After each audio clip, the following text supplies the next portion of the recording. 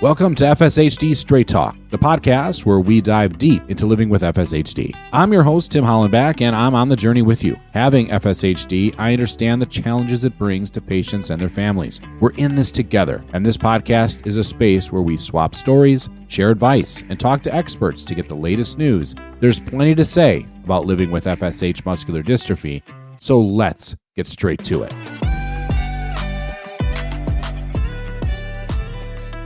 Welcome to FSHD Straight Talk. I'm your host, Tim Hollenback, and thanks for being here on yet another episode. So happy to bring it to you.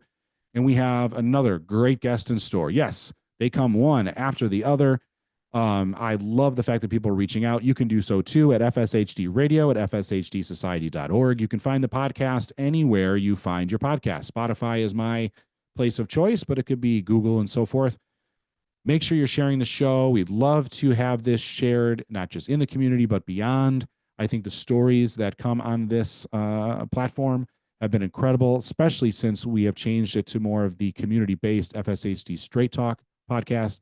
It has been a positive place for sure. Not that the other show that we did format wasn't bad. It wasn't. It had its place, but the evolution of this is continued, and I think it's in the right direction. So FSHD Radio at FSHDsociety.org if you have show ideas or topics you want to talk about or a question to ask me, or you want to be a guest on the show, which is how the guest today reached out, and he's on the show. We immediately booked something up, and here he became a guest. Today's is Aidan Mace is the guest today.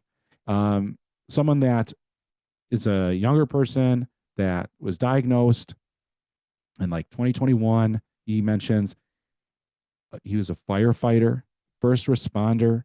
He talks about how FSHD reared its ugly head, even in the midst of his act of working as a firefighter. That's a very interesting story for sure. His journey through the mourning process of FSHD, coming to grips with it. And it's only been recently, 3 months ago, that he's kind of told people about this. So this is fresh. And that's why I think this episode is really important, especially for those that are recently diagnosed, or for anybody, honestly, but especially that part of our community, because Aidan has been right there. Like, he's not far off from when he had to shift his career, and what he has chosen and found has been remarkable to me. He still stays within the firefighting community and first responder community with the job he has, and that's with the MDA. That's amazing. He talks about that. He talks about certain things that like kind of still drive him. He still does physical work, and there's so many good nuggets of information and things to inspire you and to keep you going. I think you're really going to love Aidan's story today. One thing I want you to listen for, kind of a takeaway, is when he mentions the power in being vulnerable, the power in vulnerability. And then I'm not going to spoil it, but I want you to listen for it as the episode goes, because to me, it's a real profound way of thinking when you share someone your story of FSHD. I've always said, like, if I walk a little odd and someone asks, like, oh, you have a limp, are you okay? Or, oh, you all right? And it comes with empathy and concern. And I say either A, hey, no, this is kind of how I walk because I have muscular dystrophy. It's kind of how it rears itself. And some people, mix it up. Then, of course, we are shaking our head, MS, and so on. And then there's this explanation. But the point I'm making with this is that I still want to inform them. And in order to do that, I need to be a little vulnerable of what I have. And it doesn't bother me because it's like, well, it's the truth. And I kind of live that way more and more as I get older. Well, it's the truth. Like, if this isn't working, if this is not right, or if this is having a negative effect on yourself or people or whatnot, just say it. Say what it is. Let's talk about it, because it's the truth. This is how I see it. And then have that conversation honestly, and then work through if it's an issue, problem, etc. FSHD, it's informative, but that's about as far as it goes at this point. There's no treatment, no cure. You tell people that, their face drops into a frown, and then, it's terrible. And then tell them, well, donate to our cause and help us find that cure faster. And I think we are getting there for sure. And we talk even about that just a little bit with Aidan. But really more is about the shift in life, working through the process of finding out you have FSHD, the mourning process of having to change your life. The person you thought you were going to be is not anymore. So what does that look like now? And him only in his 20s, he's had to come to grips with that recently. And I think because of that, that's why this episode is so good. And I'm really grateful that he reached out, and that's how he did it. So without further ado, here is the interview and conversation with Aidan Mace.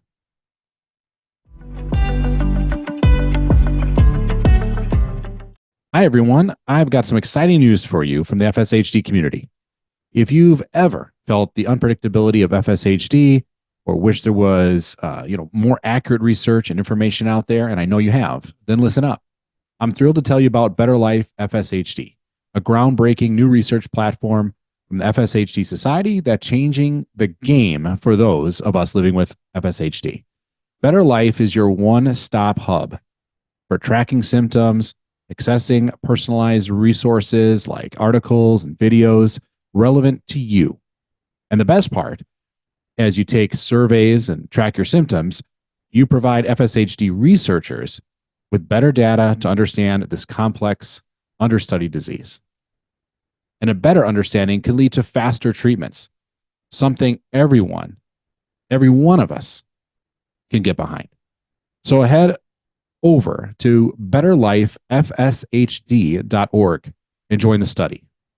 It only takes a minute to get signed up. Together, we can change the future for everyone affected by FSHD. I've done this.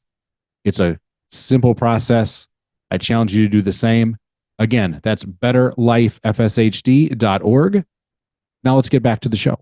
So as promised, this episode or conversation here is with Aidan Mace here with us today, and I find his story interesting for sure.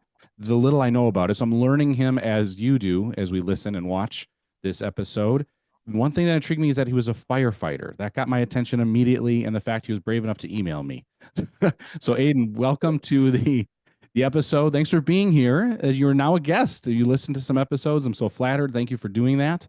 And now to have you as a guest, I'm really happy you're here. Yeah, thank you so much, Tim. Thanks for having me. It's great to be here. It's really great to be able to get out and kind of share my story. So I'm excited. Yeah, and I appreciate that, and so many others that have done it. I think before we hit record, I told Aidan, "Hey, this actually started to increase. It's really exciting.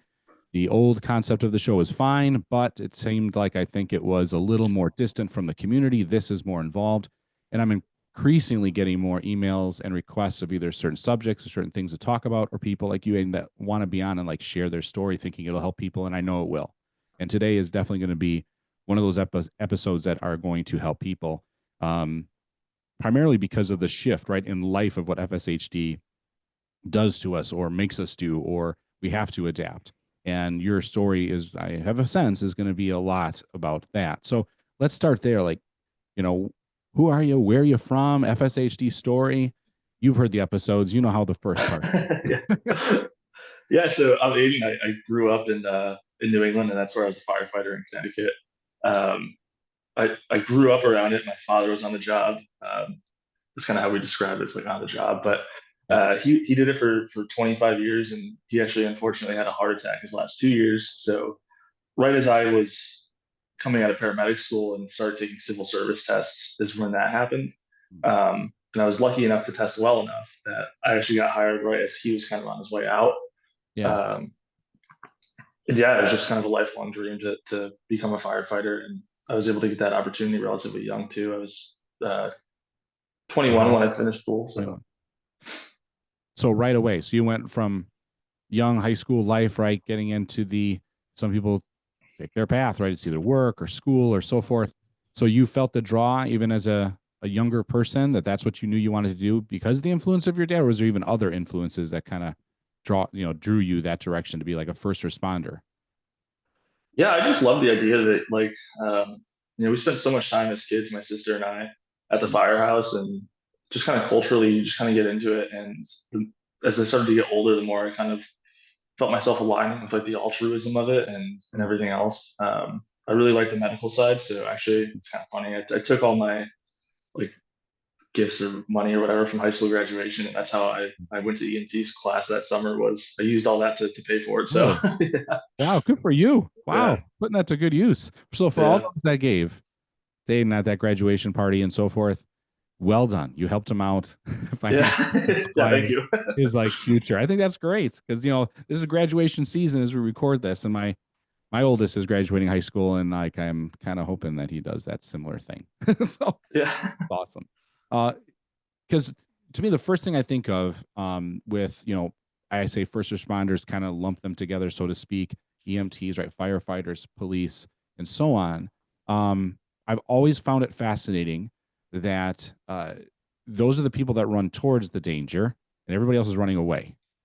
And to have that instinct to not, but to go help is stronger, to me is always just remarkable. Because I don't know if I'm that brave, to be honest with you, Aidan. I might be like, I could see myself being an EMT running with my gear and going, you know what? The building's on fire. I'm not really quite sure if I'm going to go over there anymore. I don't, so that maybe I don't know if I would be cut out for that. Maybe I'm wrong, but I do find it interesting and fascinating that like that's the trigger, like that's your instinct. I mean, is that the case, or am I kind of blowing that up too much, like TV movie style, on you? No, it's definitely, you know, you think about it and like, oh, that sounds really cool. Like I don't, Mm. maybe cool is not the right word, but you're like, it's kind of where I want to be. And Yeah. I like the idea of that because it's so, when you talk about like flow states, Mm. when you're in those moments, nothing else matters besides what's happening right in front of you. And I think that gets kind of a little addicting almost because Sure. you never, it's hard to find a space where you're that focused. Hmm. Um, and everyone's scared. Yeah. Like there's, I think people would be lying to you if they said they weren't scared the first time they went to a fire or even the fifth time. But Hmm. yeah, it's just it's a great feeling, and knowing that you're making a positive impact is also enormous. Yeah. I mean, you're definitely the person that people want to see when they're in that probably one of their worst times of their life, perhaps, and it's it's more than comforting. It's like people need people. Um, and that's, yeah, like I said, it's just fascinating to me that that idea that people have that wiring in their minds to, yeah, they're scared, but they go anyway. I remember when I was a kid, I was watching this. It was a Sports Illustrated. Oh my God, I'm going to date myself. Back in the day when you get Sports Illustrated, and actually get it delivered to you. Um, you would get a free something, right? Could be a back it was a phone football or a VHS video. So I had the VHS and it was called Crunch Course and it was like this defensive thing and I was fascinated with it. But with the line that it's stuck in my head since I was a kid to an adult really has nothing to do with sports. But one of the people that were being interviewed in this little Sports Illustrated thing talked about courage, and he said that a airman that he talked to in the war said, courage is defined in his mind was didn't like you knew you couldn't go or it would be difficult to do that thing. You were scared to death to do it. So in his case, scared to death to jump out of the plane into a war zone, but you did it anyway. Like that's the courage moment. Like I know I shouldn't really be running towards this fire or this accident but I'm going anyway. And to me, that's like the courage, and that can be for anybody. In retrospect, if you kind of see it that way, but particularly when it's your job, it's just intense to me. Like that's an everyday possibility experience, not just a one off for the general public that doesn't have to do those types of things. And you willingly educate yourselves and do it. So the fact that you did that, right? You said EMT school, you had it and you used the word culture. You like to be around that. So there's some investment then, right? That Mhm. that you wanted to be a part of that lifestyle. Because I think some jobs, a lot of them, it's not just a job, like it's a lifestyle. Like sometimes even the clothes you wear or the way you look or what you even drive. I mean, it can be influenced. You can kind of like tell people like, hey, do you do this for a living? Because you kind of look like I get that a lot, honestly, with a coach. Like I walk around and I have like baseball type stuff on all the time. And then somebody's like, do you coach baseball? Yes, like a lot. Yeah. Oh, okay. It's just on me, and I like it. I'm not ashamed of that at all. And I don't think anybody should. Um, so then how did you shift? Because then you get diagnosed with FSHD. So where did FSHD rear its ugly head within this process of life? Yeah, so that's like the craziest story kind of. So looking back, the signs were there, but Mm. you don't realize it until it happens. So when I was like 18, 19, I'd worked in a gym throughout high school actually. Oh, wow. So I was always lifting, I was always working out. I used to work out with personal trainers, and everything felt relatively normal. Hmm. And then around like 18, 19 is when I started to notice a decline in my upper body strength. And then I started noticing scapular winging a little bit on my right side, but I had no pain or anything. So I was like whatever. I didn't think anything of it because I was really young. Um, and I was so motivated to go down that career path that I just didn't. I don't want to say didn't care, but I was kind of aware of it, but it didn't, I felt like it didn't affect me that much. Um, I kept going with that. And then I noticed like the scapular weaning was getting worse and worse and worse to the point, and this is like red flag number one. I was doing push-ups, but I couldn't do like a normal push-up Mm. because of it. So I had to go real wide, but I could still like kind of do them. So I didn't, again, didn't think anything, and I was still running all the time. Yeah. And then when I was in the fire academy, I kind of noticed it more and more, but it was a lot of times like the push-up stuff where mentally I'm like, I'm physically fit enough, I should be able to do this, but why am I not able to get my hands in? Why is my scapula coming out and like I can't lift my arm straight up without it coming out? It's, and I didn't really think much of it, honestly, at the time. Because as I said, as a paramedic too, I almost thought it was like a pinched nerve in my neck. Mm. So my mentality then at my younger age was I'll just deal with it. And then when I have the time, I'll go to a doctor and get surgery or something if it's still bothering me, but I wasn't in pain. Yeah. And then when the pain started coming on is when I really took a deep look. And then there was an event one night. We had a fire at work, and I remember I climbed up the ladder on the front side of the building to go break out a window, and it was on my right side, so that's the side that had the winging. I broke out Yeah. the glass, and then I was trying to break the middle part of the window. It's called a sash, Yeah. and I was trying to break that out, and it was just bouncing the tool off the window, and I could Oh, just feel my whole like right side just kind of buckling under it. yeah. So it took me an exorbitantly long time to like break this thing. I eventually did it, but, Right. But but longer than you wanted it to, right? yeah, Yeah. yeah, and that's what really triggered me to be like, let's pursue treatment here because that was, to me that became unignorable at that point. Mm.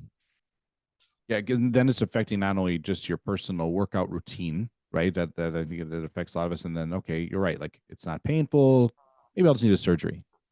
But the fact that for your life, what you do for a living and someone else's life could be on the line, like breaking that window or anything else, taking too long, I'd imagine that kind of weighed heavily on you. Like, wait a minute, if I can't do this the way I should.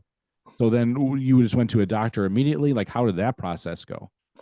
Yeah, so that was lengthy. I'll just put it that way. So Oh, I I went to an orthopedist and he was like, I've seen this once in my 30-year career. And I was like, great. Well, what was it? And he's like, I don't know. I just sent it somewhere else. I was like, okay, that's a good start. So, and they just never came back. Yeah. yeah. So I did that. I did PT for like 8 weeks, which did nothing. And then I went to a neurologist and I did a few needle EMGs, Yeah.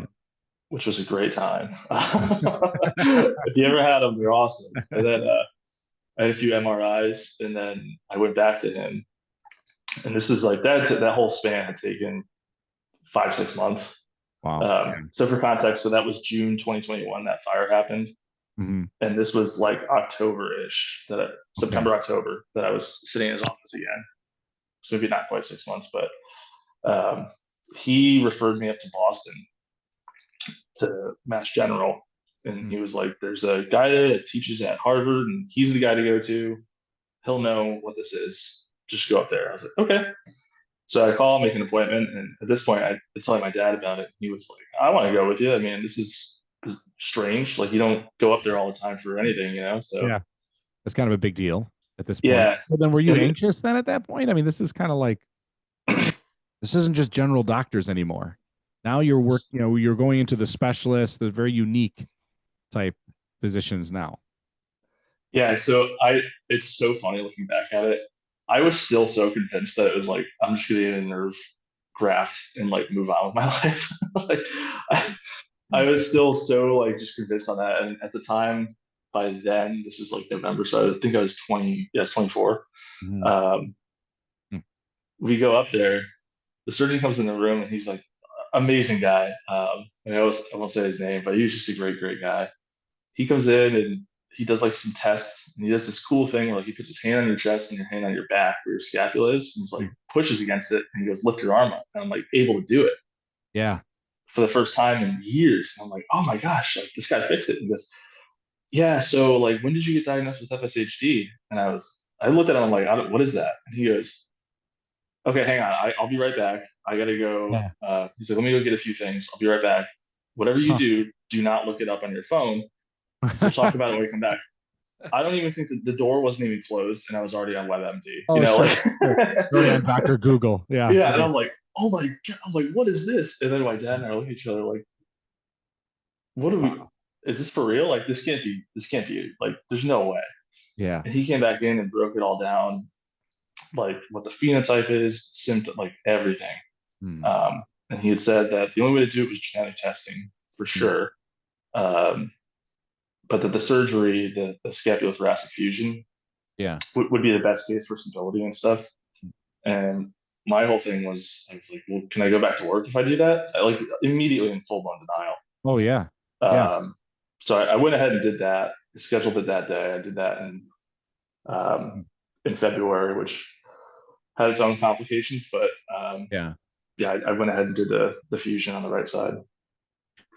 So you jumped, it sounded like really fast from being talked about this, genetic disease. I'm sure they gave you all the details, which probably freaked you out more. You looked up it on your phone, WebMD, Dr. Google, and so forth. So a lot of like holy crap type thoughts, I'd imagine, are happening.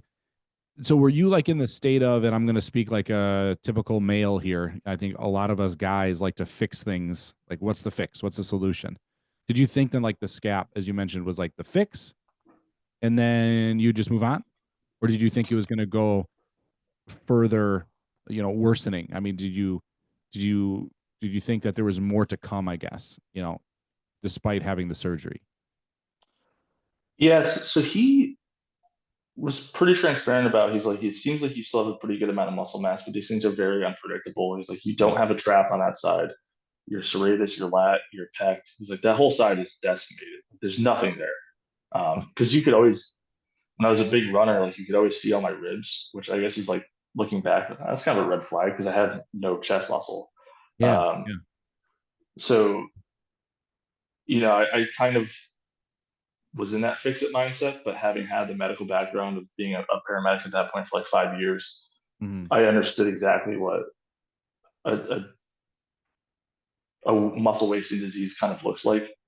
And then the more I started reading it, and the more like PubMed articles I read, it became more apparent that I was like, oh, okay, there is no cure, and there's no rhyme or reason for what's going to happen. It's just going to happen. And Mhm. I think that is what triggered the whole denial thing because I think like we kind of talked about a little earlier, but that rug gets pulled out from under you Yeah. and you just kind of scramble a little bit, I guess. Yeah. You think, well, as you were saying, you were going to be first responder, a firefighter. You were in the act of the job itself. So you were living it. You were that guy that you destined yourself to be. Put it into action, which is awesome. A lot of people can't do that in general without a muscle wasting disease. And then to come to find that, okay, now you have this, the surgery. When then was the moment then that you thought, okay, this career choice isn't going to work?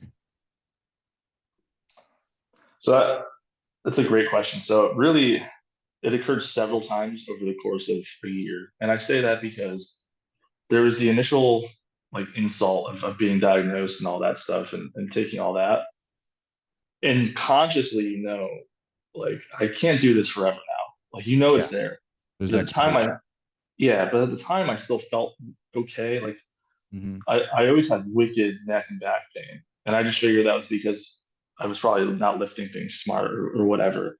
But now that I had a firm answer as to why that was and what is causing that, that's really when I was like, okay, I need to like reevaluate things. And rather than say exactly what's going on, I think I just hid it behind, oh, I just want to go try to figure something else out or go back to school. I was never really honest with people about like that's why I needed to like change careers. So I actually like rehabbed enough and got cleared to come back. And Wow. it was when I came back. I had just gotten promoted. I was a driver.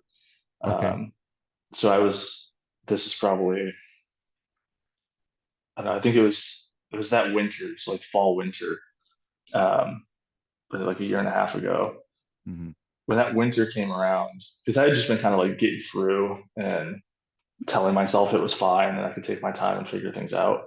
When Mm-hmm. that winter came around in New England, the cold, Mhm. and everything else. And I think I also had a period of symptom acceleration.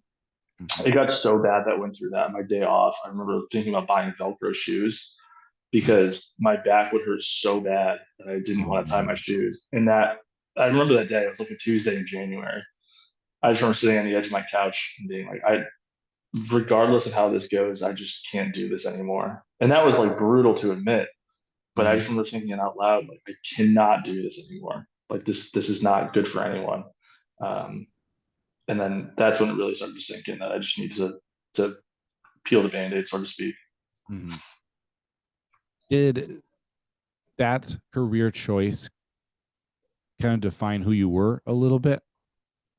Oh yeah, 100%. I mean, I talked about it like when I was in high school, and I had a Yep. high school teacher write in my yearbook like you're on a very noble path and all this stuff, and talking about like being a fireman, and Mhm. it just was, the grieving process. And I think that like living with this disease is a constant grieving process. The grieving process with that was almost as bad as being diagnosed too. I mean, they're happening in tandem, but working through both of them was really difficult. Yeah, and that's it's a touch point I guess I wanted to hit because there's nothing wrong, with that it being part of your life to that degree. We talked just about that. Like it's if it defines you, it defines you. If that's the career you wanted. I said sometimes it's in you. So to have all that, I guess, chips in the pile, like, hey, this is it. I'm being this types of person. I have to shift. What then did you decide to shift to? I mean, there must have been some type of point where you settled into the idea the best you could and then went, okay, now what's the plan? Because somebody that got into the situation and the line of work that you did at such a young age, you clearly had I'm going to do this and then I do this and I do this and here's my goal. So I can only imagine that part of your mind didn't turn off. It just re-engaged and went, okay, so then that means I have to do this and this to do something else. Is that kind of how it went? Yeah, I think there was a lot of analysis Mhm. paralysis type thing going on. Sure. I'm like, Oh I yeah. could do this, could do this, could do Yeah. this, could do this, and simultaneously choosing nothing. So, Yeah. Right. so eventually, last spring, I had an opportunity to do something else, like paramedic wise, Mhm. and I semi foolishly thought that would be easier on me physically. But it was really like one of the first opportunities I had to like branch out that felt stable-ish. So I took that and left. Um, but I think the reality was I was leaving because of what was happening to me physically. Mhm. I would describe it as a period of acceleration from like last winter until even now, Yeah. to be honest with you. And I was thinking about that yesterday before the show. I was like, what has really gone on this last year? It's one of those things you think about. You're like, all right, that's gotten worse. That's gotten worse. That's gotten worse. Yeah. Um, but I went out and did that, and it just was not physically easier at all. And I, You're like, I "Oh, just, this isn't it." yeah. And that's when I decided to take a few months of just doing nothing, Mm, which is something I had never done in my entire life. mm. And honestly, it was more challenging than anything because I was really forcing myself to like sit in my thoughts and figure things out. Um, and then ultimately, I was able to figure out a really kind of a almost kismet opportunity. But yeah, it was tough for sure. Yeah. But I think the butterfly effect of that was really great. And now you currently, I saw you, MDA account manager, firefighter partnership. What does Yeah. that mean? So What does that mean? I know what so MDA is. I know that organization, fantastic organization, and that you're involved with them. But what does the rest mean? so I had there's a long-standing relationship there. Hmm. And when I was a firefighter, like fill the boot and all that Yeah. stuff. Yeah, absolutely. Growing up, my dad had always done that. And so there's like pictures of me as a kid wearing the t-shirts. I had reached out when I first got diagnosed because I realized that I was in a um, very unique position. Hmm. So I reached out and had done some stuff, like some speaking and trying to work Hmm. with some other departments. And then this past November, I was really thinking when I was in that space of I have some time off, like what does Aiden want to do? What do I want to do? And I really wanted to do some advocacy, and I really wanted to be in a space where I could have conversations like this and be open and not feel like I have to hide things and like try to engage with the community more. Um, I had looked online and I saw the position was open, and Hmm. that's how I applied, and everything had kind of worked out. Wow. So yeah, so presently I still work with fire departments while also um, Wow. being involved in the neuromuscular disease space. That sounds like the fit for you. Yeah, it really And is you like just super. happen to look and it's open. Yeah, that I was mean, actually it was interesting. that's That was amazing. on Thanksgiving Day. I happened to look and find it. So it was Wow. really. I mean, I think Kismet is like the best way to describe it. Yeah. Yeah, absolutely. But I think it was the process that you gave yourself to think about those shifts and think about what's my direction, the plan going forward. Um, I can only imagine when you saw, however you saw the post for that, I'm sure your brain and your heart went, "Holy cow, that's it. That's it." Yeah. Like So I can't apply fast enough, right? it's so funny. I actually applied on my phone because I didn't Yeah. have my computer with me, and I was like, I need to do this right now. Yes. Uh, Right. but that was something that I had thought about years ago. So that fire happened, that was 2021. I got formally diagnosed because I waited forever to do Yeah. the genetic testing because I couldn't wrap my mind around accepting it numerically, Mm. like having a tangible thing that says you have it. Yeah. So I didn't do that for like a year. Mm. Um, and then that's when I kind of started doing everything else. So Mm. I had been thinking about that for years because I was like, it'd be already a pre-standing connection. It'd be really great to like be able to do something like that. So yeah, to have it all work out was just really, really, really pretty great moment for me, and I'm super stoked. So Yeah. Yeah. It's that's phenomenal. It sounds like that's right in your wheelhouse. So then what does your average day look like when you're being Aiden? average day, like just in general. Yeah, like well, I guess average day of like your work day, right? I mean, we just heard a little bit about you running towards fires and breaking windows, and then now what does it look like? A lot less of that, but Yeah. no, I get to interact with a lot of fire departments and help pre-plan those events. So that's basically kind of That's the great. the gist of that. But yeah, no, it's still great to be able to interact in the community because being able to talk to firefighters and stuff is just I don't know it feels like I'm still involved. Right. That's great. Right. You're still in the culture, right? You're still part of that community. And I'm sure they accept you just the same because you lived it. Like you were that guy. You went through that process. I'm sure it's kind of a brotherhood. No offense to the female firefighters, first responders. It is a brother sisterhood, I'm sure, feeling when you walk into those firehouses and so forth. And that's Yeah, a good feeling. At least you feel like you're still connected.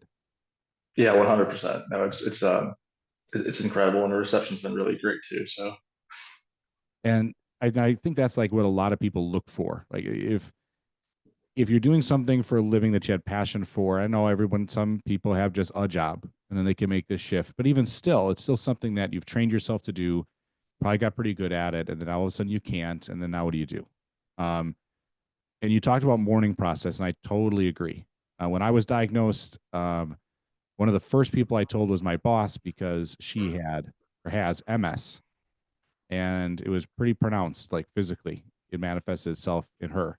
And I remember going back to work and kind of like just sitting at my desk, and she knew I was going to the doctor, and she kind of looked at me and she goes, "How'd it go?" I was like, I think I just gave her like this must have given her this like nasty, stoic, like blank look. And she immediately closed my office door and goes, "Okay, what's going on?" And to have her say, "You're going to mourn," that was one of the first things she said because she knew it. She knew exactly what she coped with her diagnosis of MS. The life you thought you're going to have is not going to be. It's going to be something else now. And to come up to that realization is difficult, and everybody has to get there in their own way. But I don't know if I've ever totally come to grips with that though. I think I don't know if it's denial or if it's the no. I think I can still do something like that anyway. You know what I mean? And I kind of use like the whole baseball world a little bit. Like, no, I can still hit a fun go ground ball to some kids like without falling over. I sure, yeah, yeah, why not? So it's like, Yeah. there's some aspects of myself where I push through like total denial, like, no, I'm still going to do this anyway. Um, and then there's others parts where you have to shift completely. You have, it sounds like a little bit of mix of both. But for the mental side of it, as we record this being mental health awareness month of May, I think we're going to air this here in June, but nonetheless, it's still important no matter what month it is. So for you, the physical aspect we talked about, then how was coping with the mental side, the mental health side of FSHD? Yeah, I think that's, sometimes it's almost harder because the physical pain I can, I don't know if it's just me. I'm pretty good at being able to just internalize that and deal with it. Mm, Most days, like yeah. it's like I said, things have been getting a little bit harder. Um, but I think it's just those subtle things. Like the other day, I was getting fitted for a suit for my buddy's wedding, and when they measured my chest, it's like I lost 4 inches off my chest in the last 3 years. Ooh, Um, so it's just things like wow. that where I got back in my car and you just stare off and like it's so like when it becomes tangible is when it becomes hard. And I think Yeah. coping is brutal because um, you look at those like mental health checklists. I was recently Mhm. I was somewhere and they were talking about that. And there's checklists of hey, check in on somebody if they display all of these things. And I Yeah. was standing in the back of the room looking at it, and in my head I was like, for those first 2 years, I checked every single box. Like I was Wow. withdrawn, whatever, all of those. Um, and I just couldn't accept it. And it's almost, that transition point is so hard where you're just constantly questioning, like, well, what is the point? If I thought I was going to have a 25-year career doing this, Yeah. and now I can't do that, and my thought process went from how do I set myself up for the next 10 years of my career to, oh, I hope I can walk in 10 years. It's almost like, well, Right. what's the point? I mean, I was just constantly stuck on that. Mm, And I think I just didn't see a lot of value in things for a mm, very long time. And it was just brutal. And then as when you're in those plateau stages, it's like, okay, like, yeah, my neck hurts, my back hurts, mm, this shoulder starting to go, whatever.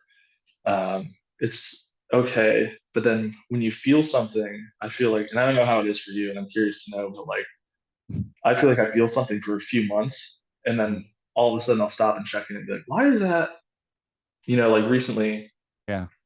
I had this like this thing with I noticed my legs started shaking when I do like leg extensions at the gym. And I Mm. noticed that if I start walking too long, I get like kind of a little bit of like a hitch almost in my step. Yeah. A little hitch in your giddy up. Yep. Yeah. Yeah. Yeah. Yeah. Yeah. Yeah. But Yeah. you don't notice it because you just think like, I just must have tweaked something. And then it seems like it's 4 months later that you're like, oh no, that's been going on for a long time. And that's because of this. Um, and that's that Yes. mental load Yes. where you're just constantly like, now you have to sit there and grieve that. Like Yeah. it's a constant point of grieving because now you're like, well, this is something new that I have to deal with. And then Yeah. what's it going to be next? Right. And Right. Yeah. it's The thing just, rears its ugly head again and then again and again. yeah, Right. yeah. And I mean, this is like completely, not completely unrelated. I just thought of it, but my eyelids always like kind of stay open when I sleep. And Ah. that's Okay. part of it, Fair. And Yeah. when I first started reading about it, a lot of things I was reading was saying that like some people lose their ability to smile from the facial muscles. Yeah. So within like 2 months of my surgery, I was like, I'm doing Invisalign because while I still can, I am gonna absolutely like Straighten those flash things, these huh? things. Yeah. So Good for you for thinking that, right? Like, hey, in case it attacks this, I'm going to yeah, definitely fix the grill, as they say. Oh, that's yeah. awesome. That's funny. Oh man. No, I totally get it because like I talk a lot about the disease or I guess it more sprinkles within conversations. Not maybe talk a lot about it, but it comes up often, obviously, with my wife. And she sees me all the time. And she's gotten a front row seat to how I used to look, to how I am, and like so on. Sometimes I say, I almost say like she might as well have it with me sometimes, because she's Mm, watching or hovering and like, is he gonna be able to change that light bulb above his head, or do I have to dive in on that one? Like I can sense her, kind of being in the area in case I'm needed, for help, in case I need some help there. But the thing that I'll tell her is like, I think there's a couple times I saw, for whatever reason, a video of me walking. Like I think it was when I was filming a kid's like baseball stuff, and I set the camera up, and then I walk by the camera to go to where I'm going to throw him the ball or whatnot. And as I walk by the camera, and I'm showing my wife like this film, like, hey, you should see this guy swing. And as I walk by that, the camera, I stop and I look at her. I go, do I walk like that? And she's like, yeah, that's you. I go, that is horrible. I mean, I said, it's like my arms aren't even moving. I'm like, that's how I look. And she's like, yeah. She goes, there's really nothing wrong with it. I go, yeah, there is. I'm like, this Yeah. stupid disease. I said, I'm like, I have like no, I don't know how to describe it. Like almost like, yeah, like your shoulders are like rigid. And I'm like, Yeah. she goes, well, how do you think you walk? And I said, like everybody else. Right. Like I see, and then I'll kind of joke, like we watch sports or something. I'm like, I think I look just like that athlete in that baseball uniform when I'm in my coach gear. She goes, yeah, you don't. Like, okay, and I'm glad that she gives me that sense of reality check with a little bit of humor. But you're right. It's this sense of like this. I believe I am maybe it's denial. Like I look like this, or I act like this, or I walk like this, etc. Physically. But then it rears its ugly head that no, you don't. You are different, and this is how. You used the term plateaus. You said, like you hit so far, and my doctor told me at my diagnosis, which did not make it easier to hear. He goes, "You're going to have stair falls," is what he called it. So he said, "You'll be good, and then it'll drop. It'll be good, it'll drop, and so on." He goes, "The older you get, the quicker the stair falls, and the more dramatic they'll become." Oh, he says your FSHD is like goes. It's almost like a way of aging faster. So he's like, you'll have Yeah. pain and things that only like a 65-year-old person will have, or a 70-year-old, and you're like in your 50s or 40s. I'm like, oh my gosh. And she goes, yeah, I don't know what else to tell you. That's how it goes. But then here's what you can do to combat it. And he was very more progressive instead of back in the day, they'd say, all right, don't do anything, right? Don't lift too much. He would say, keep exercising best you can, right? Don't lift a ton of heavy weight. Do more reps, lighter weight. Get into yoga. Find things that stretch your body instead of strengthen, and so forth. Okay. But that still weighs on your mental, side to have to cope and do it. Something that you said, but it's like, why bother? You said, I think of that all the time. Like when I want to, okay, go to the gym or do something physical, there is a sense of me when I'm in the midst of doing that exercise. What the hell does this matter? Like, what is this really doing? Right. I'm not going to see a change. Is this just like building another brick on my wall to keep it at bay just a little longer? Is that the goal? It's like, have you stayed active then, Aidan? Like, have you continued to do some workouts and things? It sounds like that's a yes, right? Yeah, it's kind of funny. So I think I've always been the person that when someone says like and this sounds cliche, when someone says, I don't think that you can do that, or there's no way you can do that. I was always like, all right, well watch this, like even Sure. if I Yeah. even if I fall short, I'm gonna go try it. So Yeah. I still work out all the time, and I did agree with you. Sometimes it's hard to wrap your mind around that. I guess I physically peaked at 17 years old when I worked in a gym, but Right. it's, Right. you know, Oh my God. but Wow. I still go there and I still try to do things. And I do, because one of the things I remember reading in the doctor's office when I first got like diagnosed was the like foot drop and losing the Mhm. ability to go upstairs. So I do the Stairmaster like 5 days a week, and not Wow. because I like it or because I enjoy it. I do Mhm. it more so because if I ever lose the ability to do it, I Mhm. want to be able to look back and say that I did it the most that I possibly can. Mhm. Which I guess is like kind of ridiculous because it's just a revolving staircase to nowhere, but Yeah. uh, which I guess is True. a metaphor, True. but Yeah. Yeah. Yeah. um, I constantly try to do things like that because I just don't want to ever look back and say I wish I did more while I could have. Mhm. Um, but there's definitely those days. It's almost like jealousy where you see other people like effortlessly doing something, and you know that that's not going to be the case for you. And sometimes that's hard to wrap your mind around. Where you're like, I'm doing the best I can, but it just doesn't Mhm. show. But I think it's so important to keep moving and keep doing things because otherwise you just kind of become trapped in your own mind about it. Yeah. You're right. You're right. And you mentioned, yeah, foot drop. Yeah, trust me, that sucks. I have it in my left foot. It's annoying. It's annoying. And we were walking, taking a walk with my wife, and we were walking the dog, and I'm like, and I stopped, and she went, "What's the matter?" And I started to walk again, and I stopped. She goes, what are you doing?" I go, "I'm listening for something." And she goes, "Okay." And she's listening, and then I started walking. I'm like, "Do you hear that?" And she, when I walk, and she goes, "No." I'm like, "My left foot is slapping on the ground." And I started noticing, that heavy like lack of control. And that was before it got more pronounced. And I swore like, shit, there it is. The damn thing is coming Yeah. back in now the foot. Now okay, how am I going to deal with this? And then you get the fear, like, what if it happens to my right? Oh my gosh, great, here we go. You know, and yes, I wear the AFO from time to time. It's a pain. It doesn't feel great. It does help for sure, stability, etc. But it ain't cool to look at wearing shorts with an AFO, dude. Like, it's not. That's not what you want to do. But like, what other choice do you have? So it manifests. You're right. It like keeps going in different parts of your body. Where are you currently then, Aiden? Like, where is it affecting you now? Where you're like, it's like the latest greatest place, right? That it's like attacking. So I'm so glad you asked because when I was preparing for this, I just started writing a list Oh because boy. I didn't want to forget anything because this, like I said, this last year has been kind of Yeah. kind of crazy. So it was like we'll start at the face, I guess. So Yeah. my eyelids Yeah. always stay open like when I sleep, which absolutely freaks people out. Yeah. I'm One not going time, to deny that either. I'm like, yeah, no, that it's does just sound pretty. yeah, it's a funny joke to play on some people that don't know, I guess, if you have a sense of humor. But uh, yeah, that always happens. So my eyes burn when I wake up, Oh, and then yeah. this last 6 months, I at first I thought that it was like some sort of injury. Mm-hmm. I got like really bad TMJ in my jaw. Mm-hmm. So my jaw just like every time I go to like eat, I can't take huge bites. Um, my jaw just pops and clicks and like just all sorts of stuff. And then Yeah. I started doing some research and I was like, oh, that's attributed to the FSHD. That's neat. Add that to the list. But Yeah. I don't know if you can kind of see on the camera. Yeah. So my right shoulder here was the one that's fused. Mm-hmm. So it always looks like I'm just kind of like Yeah.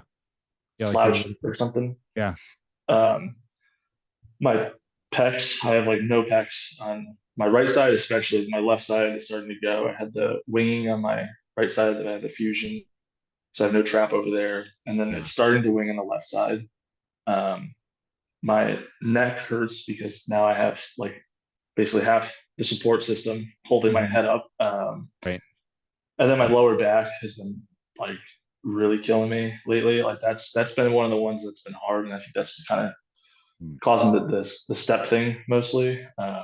Like I can't be upright for more than like an hour Yeah. because it just like I have to sit down even if it's just for 2 minutes, Mm-hmm. or otherwise I just like I start cracking my back and that gets strange. I golf a lot too, but I've Yeah. noticed I used to really go play like 18 holes like it was nothing, and now by the Yeah. time I hit like the 10th hole, it's like I can't. My swing starts getting shorter. I have to like sit down more, and Yeah. it's just those are the things that I've noticed. Mm-hmm. But symptom wise, those are the biggest things that I've noticed. I totally hear you on the golf thing. I think that's how I use a little bit of like where's my progression or degression, I guess, at is that it goes golf season to golf season for me. My Yeah. wife likes to golf a lot too. And so it's something we do together, which is awesome. And I'm so glad that she's into it. And she's only been in it for like about 5 years, maybe. And so she said it yesterday. Hey, we should go to the range, today, the day that we're recording this. I'm like, okay. And I'm thinking to myself, okay, let's see how far I can hit it. Can I even hit it? How does it feel when I swing? Like I use it as almost a checkpoint because I'm thinking to myself, because one of the things that bothered me the most is if it takes golf away from me too. Oh my God. Then what am I going to do? Like, that's like the Yeah. last real physical thing that's left. I'm like, are you kidding me right now? I even looked and saw on like, I don't know, Facebook, social media, whatnot. There was this guy that had a golf driver. You'll appreciate this, Aiden. He had a golf driver, right? And he lined it up to the ball and he didn't swing. He just hit a button on the golf Oh driver yeah. and the little like hammer thing came out and hit Yeah. it. I'm like, all right, there's hope, There right? we There's go. hope. Yeah. So I thought, well, at least I could have that as a driver, right? And then the short game, as long as you can swing it. So yeah, it's like you're looking for Did, adaptions so you can keep going. did you ever hear of the PGA golfer that has FSHD? Yes. Yes, I have. He Yeah, is interesting man, I've heard. yeah, he Yeah. is a yeah, interesting. But I've tried to get him on this show, this like platform, and I have been unsuccessful. So if you know him, do you know him or I no? don't know. No, I Ah. just remember. So he was at the Travelers in Connecticut right after he got diagnosed, Mhm. and it was really maybe like right after he come out with it. I don't know when he was diagnosed, but it was right after I had gotten diagnosed, or Okay. like within 7 months of that. So I was like, maybe I should go over there. But I'm like if I get a high five from him, what am I going to say? Like, hey, I have it too, and then we just be like, cool. Like, Yeah. Now what? I don't Right. now Right. what? Yeah, Hey. so Yeah. I didn't do that, but You should just wear a T-shirt that says "I have yeah, FSHD." No one else would know what that is. Maybe you and the whole crowd. Yeah. yeah. No, I get it. I wish I could get him on, or when I've had Chris Carino on, the voice of the Brooklyn Nets. I'm like, I go fanboy on that guy because of the whole radio thing. I think his voice, doing play by play, is hard. He has FSHD severely, unfortunately, now. And it's like what he has to go through to like continue to do his job, I find is like super heroic. The fact that his voice is like still awesome. Right. And I get it. Like if I saw somebody like that, I mean, what do I do? Walk out and go, hey man, I have FSHD. And I've been actually kind of called out. There was like a someone on social media was talking about a baseball player that had some issues with his scap, and he actually showed a video of like this like player, and he was asking for help. Hey, coaches, does anybody know how I can fix this or this? I sent him like a side message and said, you know, I'm not a doctor, but I'm a little concerned because what I can see is some winging of his scap and this and this and this. I would just maybe take him to, I said like this physician kind of Yeah. walked through us. Dude, the guy berated me back. Like, you're crazy. It's just a swing. I'm like, whoa. Like, I never thought that reaction, right? So, like, sometimes, like, we kind of bring out negative things being because you're going to tell someone, hey, you might have this terrible disease. And I never thought of it that way. I always thought, like, oh, I'm going to help this person out. So, yeah, I can imagine if you went right up to him, like, would he accept you in like an FSHD brother, or would he be like, dude, Yeah. I don't want to be, you know, bothered with the whole FSHD thing because like yeah I can't quite figure him out. I know he's trying different unique ways of treating himself. And if he thinks it works, great. I have not heard it does, but yeah, he would be Because to an be fair, interesting guest. I mean, that's how I was at first too. I was very much like I Really? didn't want to talk about it or do anything Oh with it, sure. and Yeah. it was recently up until like 3 months ago that I would even freely admit that I have a disability. Wow. Like it was up in like it just that stage of denial I was hung up on for so long, and now Mhm. I'm finally in Mhm. acceptance, I guess. But yeah, it takes so long just to even get to that point. Right. But I think the best thing, and like if anybody is listening and questioning whether they should reach out and like talk to other people with it, 1000% please do it, because that is just so cool to be able to talk to somebody else. It's like, oh yeah, did this happen yet? And you're like, no. And then you're like, well, Right. when did that? And like you just have those conversations like this where I feel like you get so much out of it.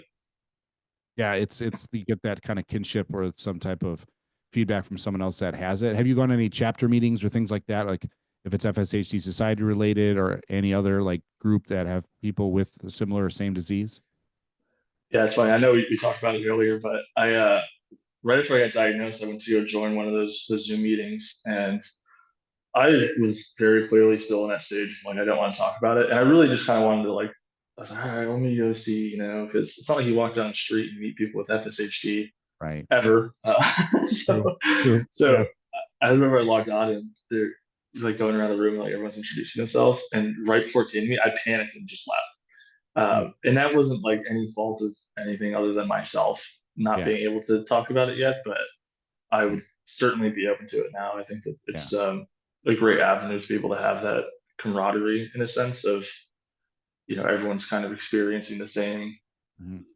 same things, and it's tough too because sometimes people think you look so I don't want to say normal, but like people see you standing there and objectively think that like it's okay. So when you say these things, I Mhm. think it's not intentionally hurtful, but it feels it because they're like, oh, you're fine, you're fine. Like Yeah. I read this, you're fine. And sometimes you just want people to be like, no, this sucks. Like that sucks. Yeah. Like you Yes. just want people to say that, and then you're like, yeah, it does. All right, cool. Let's move on. And I Right. don't. Right. Right. Yeah, You want them to say like, "Oh my gosh, that's terrible." It is. Right. yeah. I All mean, right. I've had people ask me Yeah, like I would like stumble or something and they're like, "Oh, you okay? Do you slip on something?" I'll look right at them even if it's a total stranger. "No, I have muscular dystrophy."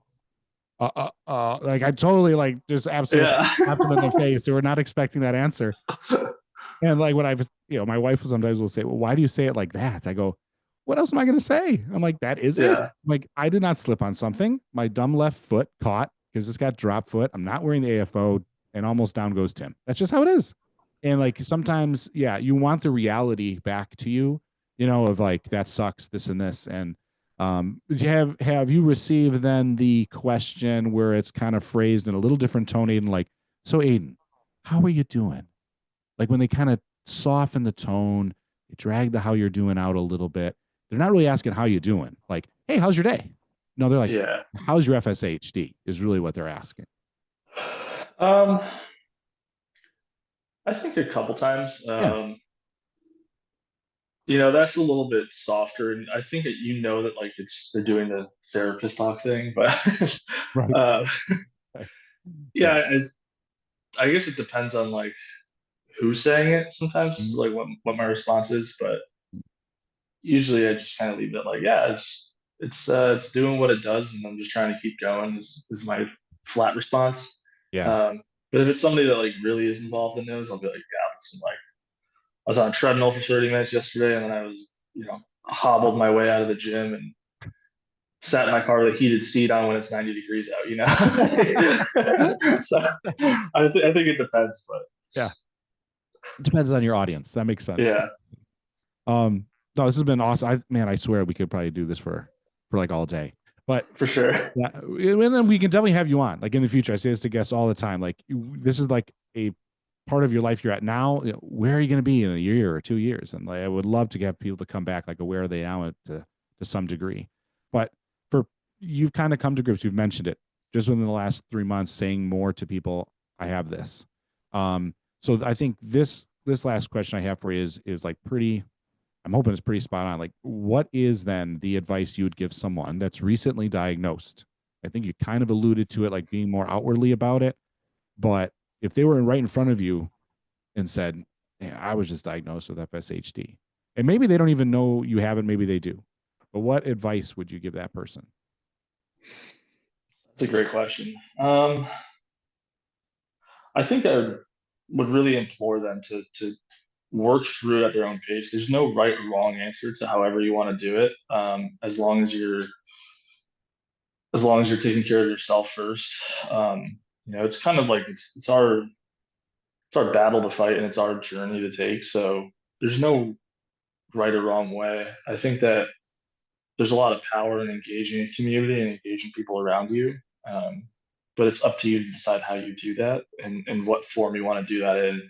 But there's a lot of power in vulnerability, and there's a lot of power um, in being able to admit and accept what's going on with you. So I would just say to take things as they come and stay positive and try to engage everyone. And if you have one person that you can talk to about it, cling to them and just try to get through it and hopefully get to a point of acceptance. But there's no time frame on that. You can take as long or as little as you need to get there.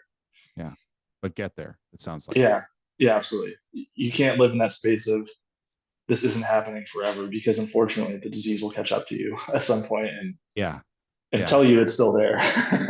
You're like, "Hello, I'm right here." Yeah, Yeah, yeah. We kind of treat FSHD like a bad roommate around here. yeah. Like it makes me fall down, and all this stuff. Yeah, yeah, totally. But Aiden, this has been awesome. I'm so glad that you reached out and we had this conversation. Um, I'm not lying. I'd love to have you back on in the future to kind of see where you're at and the stages of your life and like how working with firefighters is going. I love the fact that you're still within that community. The way you tell the story of being a part of that culture, you can tell it's a part of you, and I'm glad that that hasn't had to change. I think that's awesome. I think that's probably helped with your mental healing as well. Best you can say, healing, right? To some degree, it's always something that Right. we work through. But I really appreciate you being on. Thanks for joining us, and It's been amazing. Great conversation. Really enjoyed it. Yeah, absolutely. Thank you so much, Tim, for having me, and thanks everyone for listening. But I really appreciate it. I'd love to come back sometime too. Awesome. Awesome. Thanks, Aidan. Take All care. right, thanks, Tim. Bye. So that is Aidan Mace. I I pause because there's a lot of things that kind of come out with that conversation for me. A lot of takeaways. Um, the fact of like working out, what's the point? He mentioned that. What something that really stuck out towards the end there was the power and vulnerability. There's power in vulnerability. When I think about that, I think that's very accurate. I never thought of it that way, but when I tell someone that this is what I have, this is what I deal with, this is what I cope with, I'm not trying to do it because I want to have this pity fest or something like that. It's just like I just think it's informative. That's how I see it. But I am being vulnerable when I say it, and most times the response is some degree of positive response. You know, maybe there's some sympathy, of course, in there. I mean, we're humans, and some empathy. There's nothing wrong with that. But then there's also like more questions about it. What does that mean? And this and this. And then it becomes slightly clinical conversation led to, you know, well, then what does that mean? And so forth. And there is a doom and gloom to it, right? The doom and gloom diagnosis that a lot of us have had is the same kind of thing you have to share with someone that asks about what you have. You know, there's no treatment, there's no cure right now. And we can add that now. We can say right now. We've talked about treatments, cures on the horizon. We hope those that pray for it. And I believe it is there. I think it's on the horizon, if not for my generation, maybe for Aidan's or younger for sure. And when that day comes, we will celebrate probably like you would not believe, right? But between that, you know, now and then, it's like I think we still have to inform people. We still have to tell people what we have. We still have to have that power of vulnerability happen. And I think Aidan has come to grips in showing that more.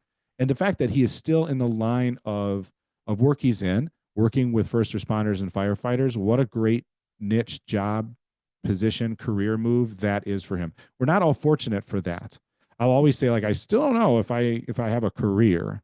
I love podcasting. I wish I could do this all the time. To be honest with you, I think conversations with people are fascinating. I enjoy them. I want to always hear from people and like what they're going through in their life. I actually am interested. I don't ask the question, how are you doing? And don't care what your answer is. Like, I want to know. I find it interesting. And then sometimes like you get information from people of how their life is to help you cope with your own. And it's almost like I'm trying to coach myself, right?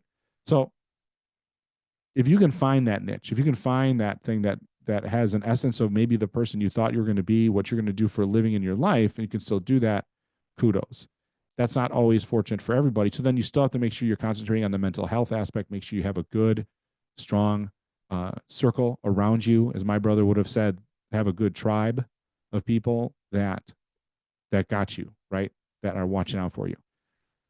I know I'm only through a podcast speakers if you're listening, or through YouTube if you're watching, and all that. But you can. I'm here as some type of vessel. If you want to email, start there. We can conversate. We can turn into a call for sure if you want to talk about it. Love to even have you on a guest if you're like Aidan and like so brave to do so. Sharing my email here is fshdradio@fshdsociety.org. So yeah, please reach out. Don't hesitate. I really thank Aidan for being on here. Those that want to be, please do. Please listen to past episodes, follow the show. If you can rate it, like it, share it like crazy. I really need people to find it, not because I want them to hear me talk, it's because I want them to listen to others speak about their story and share it. I think it's going to make a difference in a positive way, and not a false positive way. I think in a true positive way to help people. And in order to do that, I need you. I need you to spread it out into the FSHD community and beyond. It doesn't just have to be through FSHD channels. Let's spread this out. These stories can help people of a lot of walks of life, in my opinion, not just in the FSHD community. So I think it needs to be going beyond the community space would be amazing. And I need your help to do that. So thank you again, Aidan, for joining us. Without that, right, we don't have a show. If you want to be on the show, FSHD radio at fshtsdsociety.org is the best way to get in touch with me, and then we can go from there. We've had excellent responses from people. A lot of emails have come through, people interested in doing this and being on the show. So keep those coming. I really would love to hear from you. So thanks again for listening and watching. This has been FSHD Straight Talk. Take care.